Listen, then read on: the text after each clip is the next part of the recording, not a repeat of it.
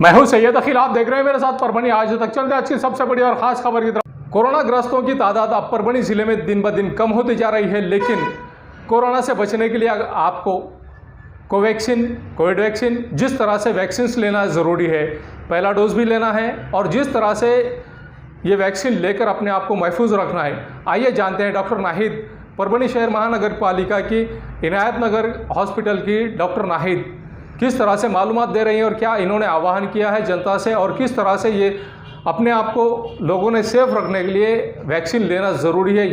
परभणी शहर महानगर पालिका के हॉस्पिटल के दरगाह रोड स्थित हॉस्पिटल के कुछ लोग परभणी शहर के कौसर हॉस्पिटल में गए और यहाँ पर भी इन्होंने जिस तरह की वैक्सीन पहला डोज दिया है और डोज देने के बाद में यहाँ पर भी इन लोगों ने किस तरह का केयर करने के लिए कहा है, ये भी जानते हैं। डॉक्टर नाहिद इन्होंने किस तरह से अपने ख्यालात का इजहार किया है, आइए जानते हैं।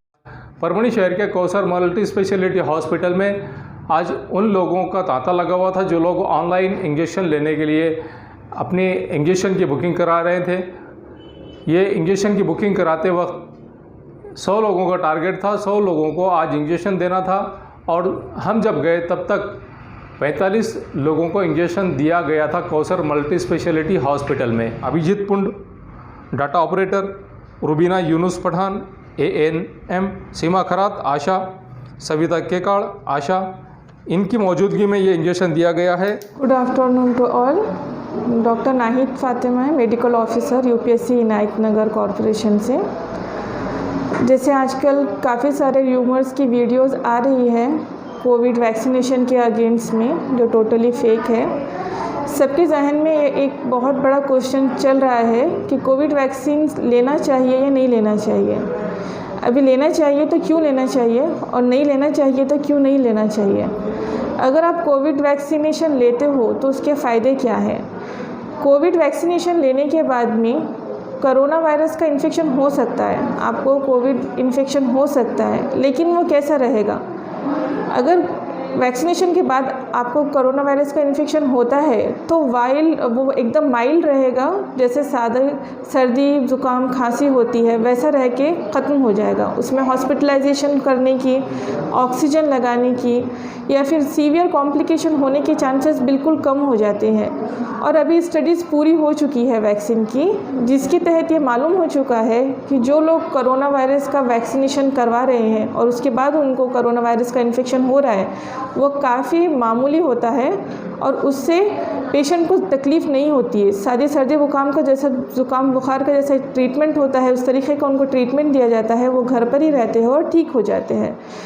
इसके बाद मुकाबले अगर आपको वैक्सीनेशन नहीं दिया गया है और उसके बाद में कोरोना वायरस का इन्फेक्शन होता है तो उसमें कॉम्प्लिकेशंस ज़्यादा होते हैं। हॉस्पिटल एडमिशन होता है, हॉस्पिटल स्टे होता है, कॉम्प्लिकेशंस होती है। जैसे अभी ब्लैक फंगस का भी जो चल रहा है दौर, वो भी होने के चांसेस होते हैं अगर पेशेंट कोमॉर्बिड रहा तो ये सारे कॉम्प्लिकेशंस से अगर आपको बचना है तो कोविड वैक्सीनेशन करवाइए। कोविड वैक्सीनेशन से मैग्नेटिक पावर आ रही है या लेने के बाद में 2 साल के बाद में डेथ हो जा रही है, इस तरीके की जो वीडियोज़ है वो सिर्फ र्यूमर्स है। पॉपुलेशन को, पब्लिक को सिर्फ डिस्ट्रैक्ट करने का एक तरीक़ा है, ऐसे इसमें कोई हकीकत नहीं है, बिल्कुल ही गलत है। कोविड वैक्सीनेशन बिल्कुल सेफ़ है। कोविड शील्ड जो है ये लेने के बाद में दूसरी कंट्रीज़ में भी आपको परमिशन मिल रही है कि आप आ सकते हैं। 2 डोज कोविड शील्ड के कंप्लीट होने के बाद में फॉरेन कंट्रीज़ में वीज़ा के साथ अगर आप अटैच करते हैं तो वो भी आपको आने के लिए अलाउ कर रहे हैं।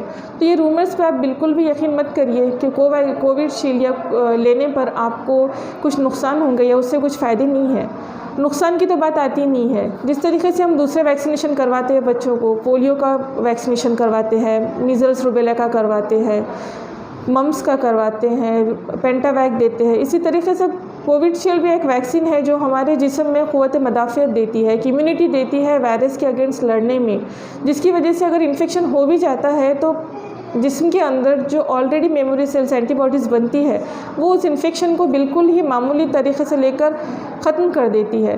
तो इससे रिलेटेड जो भी आपको वैक्सीनेशन से रिलेटेड गलत ख्यालात जहन में है वो बिल्कुल दूर कर दीजिए। कोविड वैक्सीन बिल्कुल सेफ़ है, ज़्यादा से ज़्यादा कोविड वैक्सीनेशन दीजिए। गवर्नमेंट ने जो इतनी अच्छी अपॉर्चुनिटी दी है, free of cost Covid vaccine available करवाया है, उसका फ़ायदा उठाइए। ज़्यादा से ज़्यादा लोग वैक्सीनेशन लीजिए, अपने और अपने घर को प्रोटेक्ट करें कोरोना वायरस से। ये सभी के लिए बेहतर है कि आप कोरोना वायरस से बचें और साथ में प्रिकॉशंस भी लें। वैक्सीनेशन प्लस प्रिकॉशन तो टोटली सेफ़ हो जाएंगे। इस्लाम ने कभी रोका नहीं है कि किसी भी तरह के इलाज से रुके आप। हदीसों से भी यही मालूम है कि अल्लाह ताला की तरफ से बीमारी आती है और इलाज करना सुन्नत है। आप सल्लल्लाहु अलैहि वसल्लम की हदीस से है, अगर आप इलाज कराते हो तो ये सुन्नत है। सुन्नत पे अमल करना भी एक सवाब है। वैक्सीनेशन से कभी अभी तक कोई भी फतवा नहीं निकला या कहीं पर भी ये नहीं साबित हुआ कि आप वैक्सीनेशन कराते हो तो ये गुनाह है। जिस तरीके से आप बच्चों का वैक्सीनेशन करवाते हो उसी तरीके से कोरोना वायरस का भी आप वैक्सीनेशन ले सकते हो। इसमें कोई भी जानवर की चर्बी इस्तेमाल नहीं होती है या उनका DNA इस्तेमाल नहीं होता है। इसमें सिर्फ होता ये है कि वायरस की ग्रोथ की जाती है आर्टिफिशियल मीडिया पर, फिर वह वायरस को इनएक्टिवेट किया जाता है, मार दिया जाता है और वो वायरस एक मीडिया में क्लियर सीरम में डालकर वैक्सीन बनाई जाती है। वो जब बॉडी में डाला जाता है मरा हुआ वायरस, तो वो वायरस के अगेंस्ट बॉडी एंटीबॉडीज़ तैयार करती है और नेक्स्ट टाइम जब लाइव वायरस, जिंदा वायरस आपकी बॉडी में शामिल हो जाता है, आ जाता है, तब बॉडी को रिकग्नाइज हो जाता है कि ये वही वायरस है और उसके अगेंस्ट में एंटीबॉडीज़ बनती है। तो इसमें कोई पॉइंट नहीं बनता कि शरई तौर से वैक्सीन लेना हराम है या इस्लाम के ख़िलाफ़ है। इसमें इस्लाम के ख़िलाफ़ होने वाली कोई चीज़ नहीं है। आप मुतमईन रहकर बिल्कुल वैक्सीन ले सकते हैं। मुस्लिम माशरे में इस तरीके के र्यूमर्स फैलाने वाले बहुत से लोग हैं। दीन आसान है, अल्लाह ताला ने दीन को आसान बनाया है। अपने आप पर गालिब करके, मुश्किल करके बिल्कुल भी परेशान मत होइए। और अल्लाह ताला खुद कहते हैं कि दीन की आसानियों को इख्तियार करो, अल्लाह ताला उससे बहुत खुश होते हैं। और जो दीन में सख्ती को इख्तियार करता है, दीन उस पर गालिब आ जाता है और वो कभी भी कामयाबी तक नहीं पहुँचते। और ये सारी किताबें अल्लाह ताला के, ये सारी किताबों में आपको मिलेगा जो अल्लाह ताला की तरफ से आप सल्लल्लाहु अलैहि वसल्लम तक की तरफ से आप देख सकते हो, पढ़ सकते हो, इसको वेरीफाई कर सकते हो। इसमें कोई गलत चीज़ नहीं है। देखिए, हर चीज़ जब नहीं आती है कभी तो कुछ लोग उसे अच्छा कहते हैं, कुछ लोग उसे बुरा कहते हैं। जैसे हमारी अम्मी दादी कहते थे कि पहले जब गैस सिलेंडर लॉन्च हुआ था तो लोग काफ़ी डरते थे। उसके खिलाफ तो ये भी कहते थे कि अगर वो घर में लगा लो तो डेथ हो जाती है, घर उड़ जाते हैं, फैमिलीज़ बर्बाद हो जाती है। लेकिन धीरे धीरे जैसे जैसे वो प्रैक्टिस में आया, आज हर घर में गैस सिलेंडर है। ऐसे नहीं है कि कोई घर में चूल्हा जल रहा है। वैक्सीन भी उसी तरह है। पहले शुरू कैसे किए थे, MR के वक्त बताए थे कि ये नसबंदी का दूसरा तरीका है। MR का अगर वैक्सीन लगाओगे तो इनफर्टिलिटी हो जाएगी, लेकिन ऐसा कुछ नहीं हुआ। MR का वैक्सीन हर मुस्लिम बच्चा अभी भी लेता है। वैसे ही कोविशील्ड भी है। हर चीज़ जब नहीं आती है उसके खिलाफ लोग बोलते ही है। आप हर चीज़ में ले लीजिए, कौन सी चीज़ में ये नहीं होता। कभी लोग कहते हैं कि पहले तो चश्मा, जब सादा सा चश्मा लगाने पे भी लोग बोलते थे कि चश्मा लगाओगे तो आदत हो जाएगी। आप आज देखते हो कि तकरीबन सभी लोगों को 40 साल के बाद नज़दीक का चश्मा रहता है और सभी इस्तेमाल करते हैं। ऐसी बहुत सी चीज़ें हैं जो पहले जब शुरुआत में आती है तो उसकी बहुत मुखालिफत होती है, लेकिन जैसे जैसे वो इस्तेमाल में आना शुरू हो जाती है सभी उसको इस्तेमाल शुरू करते हैं। मोबाइल फ़ोन की एग्जांपल ले लीजिए। पहले बोलते थे इसमें रेडिएशन है, अगर आप करीब लेकर सो गए तो दिमाग फट जाएगा, कैंसर हो जाएगा। आज आप देखो तो हर छोटे से लेके बूढ़े आदमी के हाथ में मोबाइल फ़ोन होता है। आज कोई रेस्ट्रिक्शंस नहीं है मोबाइल फ़ोन इस्तेमाल करने की। ऐसे बहुत से एग्जाम्पल आप देख सकते हो जो जब नए आते हैं तब लोग काफ़ी मुखालिफत करते हैं, लेकिन जैसे जैसे वो चीज़ इस्तेमाल में आना शुरू हो जाती है, लोगों के खुद के ख़यालात जब उसके लिए सही होते हैं तो वो उनके डर निकल जाते हैं। ऐसा नहीं होता कि वो चीज़ ख़राब होती है, ये अपनी अपनी जो सोच रहती है वो उसको ऐसे बताते हैं कि वो कहीं की स्टडीज़ है जो एकदम अप्रूव्ड है, जो ट्रू है, वो ऐसे रिप्रेजेंट करते हैं कि उनकी ही तहकीकात बिल्कुल सही है, जो कि बिल्कुल गलत होती है। इसलिए आप अफवाहों पे बिल्कुल यकीन मत करिए, वैक्सीनेशन लीजिए।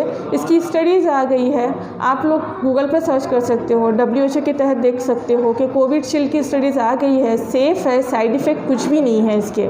पुलिस अधीक्षक जयंत मीना कर्तव्य दक्ष SP जब से यहाँ पर रुजू हुए हैं उन्होंने पहले शिकंजा कसा था पुलिस प्रशासन पर।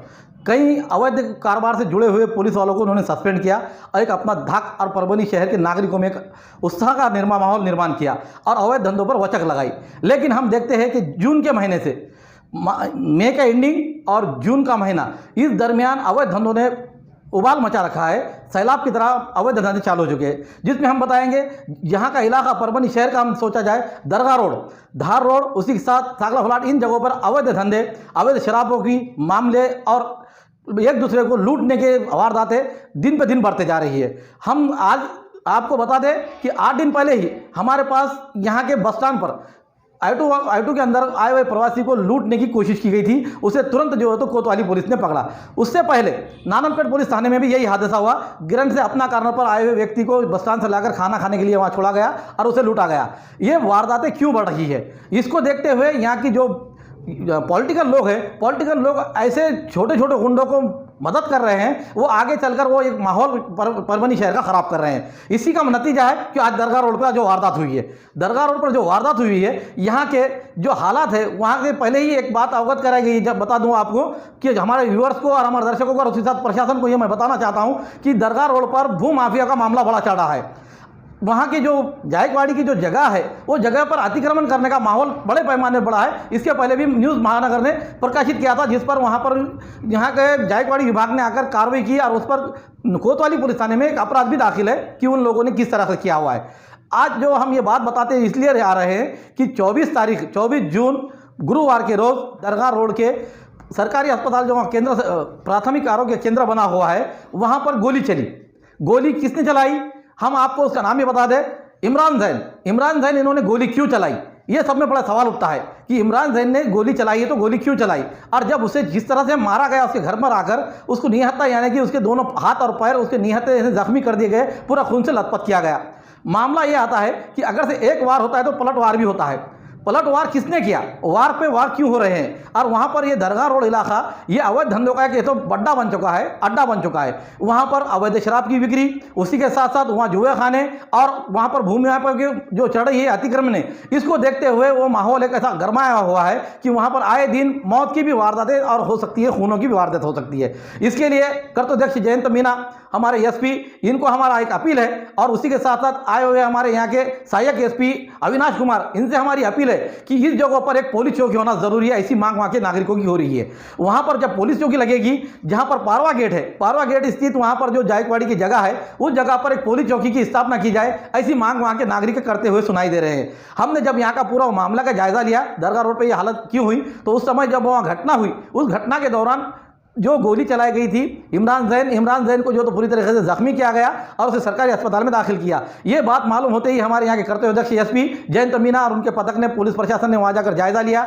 वहाँ पर नानलपेट पुलिस थाने के पीआई कुंदन कुमार वाघमा ने, उसी के साथ कोतवाली पुलिस थाने के एपीआई और पीआई वो भी मौजूद रहे। इसी के साथ साथ हमारा महसूल प्रशासन, जिसमें डॉक्टर संजय कुंडिटकर उप विभागीय अधिकारी, ये भी वहाँ पर आए, उन्होंने जायजा लिया।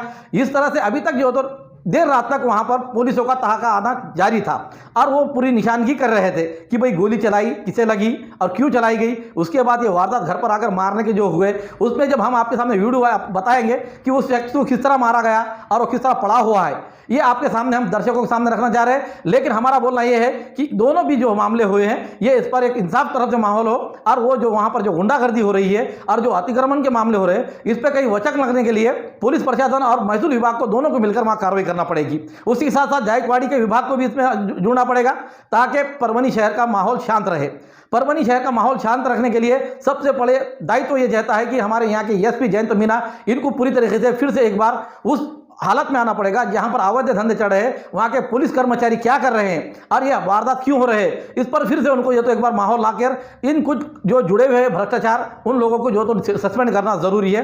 ऐसा यहाँ लोगों की मांग हो रही है। हम जो पूरा आपको डिटेल इसलिए बता रहे हैं कि दरगाह रोड पर जो कई दिनों से ये ऐसे घटनाएं बढ़ रही है और उसमें जो गुंडागर्दी का माहौल वहाँ बन रहा है, वहाँ छोटे छोटे जो मामूली लोग हैं वो लोग यानी कि लोक प्रतिनिधि को पकड़कर अपनी एक दादागिरी बता रहे हैं, ऐसा यहाँ के लोगों का कहना है। इस पर वचक रखने के लिए वहाँ पुलिस प्रशासन की एक चौकी होना जरूरी है। ये बात हम आपको बार बार इसलिए कह रहे हैं कि वहाँ कर दूसरा घटना ना हो।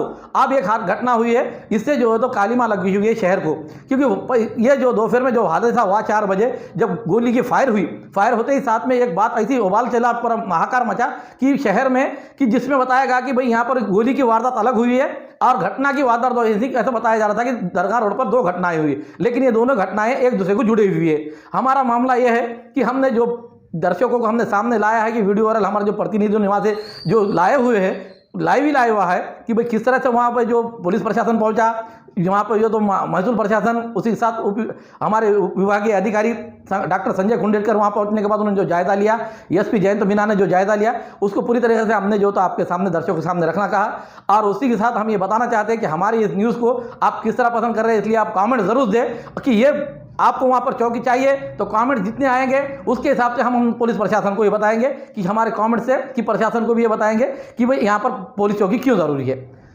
हमारे न्यूज़ आपको किस तरह पसंद आ रहा है, इसके लिए लाइक करें, शेयर करें, कमेंट्स करें, सब्सक्राइब करना ना भूलें। ये न्यूज़ कवर किया हमारे परभणी आज तक के कार्यकारी संपादक बाबरुद्दीन सिद्दीकी, 24/7 माझा महाराष्ट्र न्यूज चैनल के कार्यकारी संपादक सत्तार खान पठान, परभणी टुडे के कार्यकारी संपादक रियाज कुरैशी, इन्होंने मिलकर मैं हूं सैयद अखिल। आप देखते रहिए मेरे साथ परभणी आज तक। आप हमारे चैनल को सब्सक्राइब करें, सब्सक्राइब करने के बाद बेल आइकन का बटन जरूर दबाएं। उसी के साथ आप हमारे चैनल को लाइक करें, शेयर करें और कमेंट करना ना भूलें। आप हमें फेसबुक, ट्विटर, इंस्टाग्राम, टेलीग्राम और व्हाट्सएप पर भी फॉलो कर सकते हैं। मुझे दीजिए इजाजत। जय हिंद। क्वालिटी की तलाश यहाँ खत्म। किंग ऑफ बेल्ट्स, शनिवार बाजार के पास, Nanalpet corner, Parbhani. Ladies purse, school bag, original leather belt, कमर belt, wallet, body spray, perfume और भी बहुत कुछ। एक बार जरूर आए। किंग ऑफ बेल्ट, शनिवार बाजार, Nanalpet corner, Parbhani. SBS English speaking classes, Masoom colony, Dargah road, Parbhani. अगर आप घर बैठे इंग्लिश में बात करना सीखना है तो आज ही कांटेक्ट करें SBS English speaking classes. Mobile number 9823797828। Mirza mess, Subedar Nagar, depot के पास, परभणी। अगर आप परभणी शहर में रहते हैं और घर के खाने का लुत्फ लेना है तो संपर्क जरूर करें मिर्जा में, सुबेदार नगर, डिपो के पास, परभणी। घर पहुंच सेवा खाने के टिफिन के लिए जरूर संपर्क करें। मोबाइल क्रमांक 8830266947। एयरफिटर, उड़ान पुल के पास, अनुषा टैक्स के सामने, गंगाखेड़ रोड, परभणी। 24 तास सेवा। अगर आपकी गाड़ी किसी भी जगह पर परभणी शहर के किसी की भी जगह पर पंक्चर हो रही है तो आप टेंशन ना लें, ये नंबर पर फ़ोन करें। 24 घंटे सेवा उपलब्ध है। सैयद शकील, सैयद इस्माइल, संपर्क ज़रूर करें। समीर टेंट हाउस, कुदरती कॉर्नर, कादराबाद प्लॉट, परभणी। हमारे पास तरह के प्रोग्राम के लिए सामान किराए पर मिलेगा। शादी, एंगेजमेंट, चिल्ला जैसे सभी प्रोग्राम के लिए संपर्क करें सैयद मुज्जमिल। मोबाइल क्रमांक 9766683126। मोहम्मद अकबर का Janata aluminium, Padola colony, Subedar Nagar, Dargah road, Parbhani. हमारे पास aluminium partition, sliding windows, glass work, composite panel, aluminium doors, cupboards तैयार और फिट करके सबसे कम कीमत में मिलेंगे। एक बार संपर्क जरूर करें मोहम्मद अकबर। मोबाइल क्रमांक 9890232128। अगर आपके पास, आपके पड़ोस में किसी को मुड़व्याध है, बगंदर है, नासूर है तो आप फिक्र ना करें, डॉक्टर राव से कांटेक्ट करें। ये उनका पता है, साई क्लिनिक व nursing home, Gawane Chowk, Parbhani. Doctor Rao को 40 साल का तजुर्बा है, Gawane Chowk, Parbhani. Mobile number 9890090925। Second number 9420621924।